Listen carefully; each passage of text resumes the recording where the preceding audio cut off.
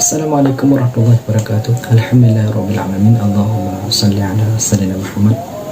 Berjumpa kembali dalam kesempatan kali ini di saya membaca, Anda yang mendengarkan dan Anda yang menyimpulkan. Dalam kesempatan kali ini kita akan membahas tentang 10 nama-nama malaikat dan tugasnya yang wajib diketahui oleh muslim dan muslimah tanpa terkecuali. Untuk lebih jelasnya, mari kita simak penjelasan berikut ini.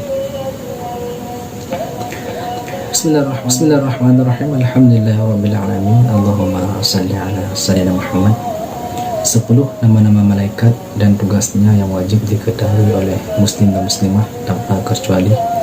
Yang pertama, malaikat Jibril. Tugasnya menyampaikan wahyu kepada para nabi dan rasul.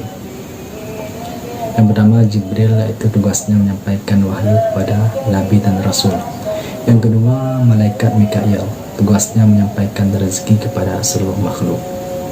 Yang kedua, malaikat Mikail, tugasnya menyampaikan rezeki kepada seluruh makhluk. Yang ketiga, malaikat Israfil, tugasnya meniup sangkakala. Yang ketiga, malaikat Israfil, tugasnya meniup sangkakala. Yang keempat, malaikat Izrail, tugasnya mencabut nyawa. Yang keempat, malaikat Izrail, tugasnya mencabut nyawa. Yang kelima, Mungkar, yaitu tugasnya menyoal di dalam kubur. Yang kelima, malaikat Mungkar, tugasnya menyoal di dalam kubur. Yang keenam, malaikat Nakir, tugasnya menyoal di dalam kubur. Yang keenam, malaikat Nakir, tugasnya menyoal di dalam kubur. Yang ketujuh, Raqib, tugasnya mencatat amalan-amalan baik. Yang ketujuh, malaikat Raqib, tugasnya mencatat amalan-amalan yang baik. Yang ke-8, malaikat Atid. Yang ke-8, malaikat Atid, tugasnya mencatat amalan-amalan yang buruk. Tugasnya mencatat amalan-amalan yang buruk. Yang 9, malaikat Malik, tugasnya menjaga pintu neraka. Yang 9, malaikat Malik, tugasnya menjaga pintu neraka. Yang 10, malaikat Rizwan, menjaga pintu surga. Yang 10, malaikat Rizwan, menjaga pintu surga. Mungkin hanya sekian, semoga bermanfaat. Assalamualaikum warahmatullahi wabarakatuh. Salam anik negara. Assalamualaikum warahmatullahi wabarakatuh. Alhamdulillahirrabbilalamin. Allahumma salli ala sayyidina Muhammad. Berjumpa kembali dalam kesempatan kali ini kita akan membahas tentang adab-adab dalam membaca Al-Quran. Untuk lebih jelasnya, mari kita simak penjelasan berikut ini. Bismillahirrahmanirrahim. Alhamdulillahirrabbilalamin. Allahumma salli ala sayyidina Muhammad. Ada beberapa adab dalam membaca Al-Quran, diantaranya yaitu yang pertama, menyentuh Al-Quran atau membacanya dalam keadaan suci, baik suci dari hadas kecil, lebih-lebih dari hadas besar. Cara suci hadas kecil yaitu dengan cara berwudu, dan suci daripada hadas besar dengan cara mandi junub atau mandi dari hadas besar, termasuk suci badan, suci pakaian, dan tempat waktu kita membacanya. Yang kedua, bersuak sebelum membacanya.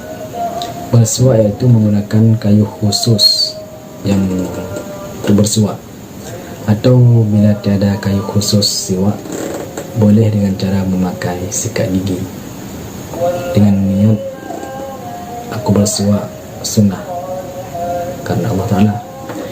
Yang ketiga, menggunakan pakaian terbaik, pakaian yang bersih, yang indah waktu dipandang, karena sebagai pakaian itu yang berwarna putih. Yang keempat, menghadap kiblat, harus menghadap seperti waktu kita sholat. Yang kelima, berhenti membaca ketika menguap. Ketika menguap dianjurkan untuk berhenti sejenak agar tidak terpotong bacaan begitu saja. Yang keenam, tidak memotong bacaan dengan suatu perkataan kecuali memang ada keperluan. Sebaiknya bila ada hal tertentu seperti ada yang memanggil kita, alangkah baiknya kita berhentikan bacaan pada yang dianjurkan untuk berhenti, baru melanjutkan menyahut panggilan tersebut. Yang ketujuh, pikirannya terkonsentrasi. Jangan mulut kita yang membaca Al-Quran, tapi pikiran dan hati kita melalang buana entah kemana-mana. Yang kedelapan, ketika ada ayat yang berisi janji, maka berhenti untuk memohon kepada Allah. Misalnya janji bahwa Allah akan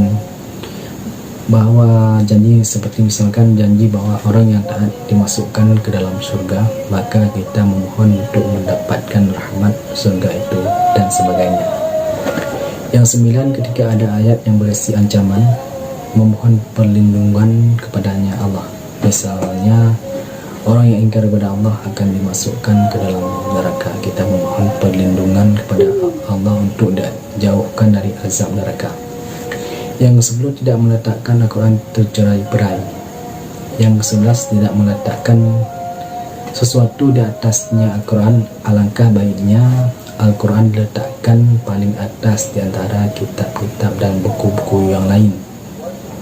Yang ke-12, tidak saling mengeras bacaan terhadap orang lain. Maksudnya jangan sampai mengganggu orang lain dengan bacaan kita dengan cara berteriak-teriak. Yang ke-13, tidak membaca Al-Quran di dalam pasar, karena sebaik-baik tempat adalah masjid dan seburuk-buruk tempat adalah pasar, sebagaimana hadis Nabi. Yang 14, tidak membaca Al-Quran di tempat-tempat hiburan, misalkan tidak membaca di tempat-tempat karaoke, diskotik, dan lain sebagainya. Mungkin hanya sekian, semoga bermanfaat. Di mana ada kekurangan dan kejanggalan mohon dimaklumi, karena saya juga manusia biasa.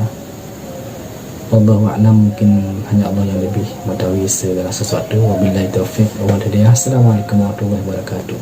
Salim anil